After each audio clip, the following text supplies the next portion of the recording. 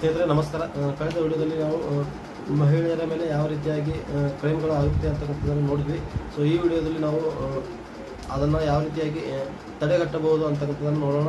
ನಾವು ಯಾರನ್ನಾದರೂ ಕೀಳು, ಅಶಕ್ತ ಅಥವಾ ನನಗಿಂತ ಕೆಳಗೆ ಅನ್ನತಕ್ಕಂಥ ಮನೋಭಾವನೆ ನಮ್ಮಲ್ಲಿ ಬಂದುಬಿಟ್ರೆ ಸೊ ಅವರ ಮೇಲೆ ದಬ್ಬಾಳಿಕೆ ಅಥವಾ ದೌರ್ಜನ್ಯ ಮಾಡ್ತಕ್ಕಂಥ ಮನಸ್ಸು ಬರೋದು ಹ್ಯೂಮನ್ ಸೈಕಾಲಜಿ ಅದು. ಸೊ ಅದಕ್ಕೆ ಚಿಕ್ಕ ವಯಸ್ಸಿನಿಂದಾನೇ ಗಂಡು ಮಕ್ಕಳಿಗೆ ಹೆಣ್ಣು ಮಕ್ಕಳು ಅಥವಾ ಮಹಿಳೆಯರನ್ನು ಸಮಾನವಾಗಿ ಮತ್ತು ಗೌರವದಿಂದ ಕಾಣಲು ಕಲಿಸಬೇಕು.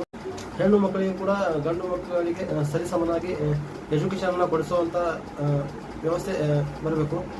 ಲೈಂಗಿಕ ಶಿಕ್ಷಣವನ್ನು ಶಾಲಾ ಕಾಲೇಜುಗಳ ಮಟ್ಟದಲ್ಲಿ ಜಾರಿಗೆ ತರುವ ಮೂಲಕ ಲೈಂಗಿಕತೆಯ ಬಗ್ಗೆ ಇರ್ತಕ್ಕಂಥ ಆಸಕ್ತಿಯನ್ನು ಕೂಡ ನಾವು ಕಡಿಮೆ ಮಾಡಬಹುದು.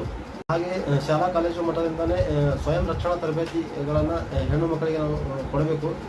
ಮಹಿಳೆಯರು ಕೂಡ ಫೈನಾನ್ಷಿಯಲಿ ಇಂಡಿಪೆಂಡೆಂಟ್ ಆಗೋಕ್ಕೆ ಅವರಿಗೂ ಕೂಡ ಉದ್ಯೋಗವನ್ನು ಸೇರಲು ಪ್ರೋತ್ಸಾಹ ಕೊಡಬೇಕು.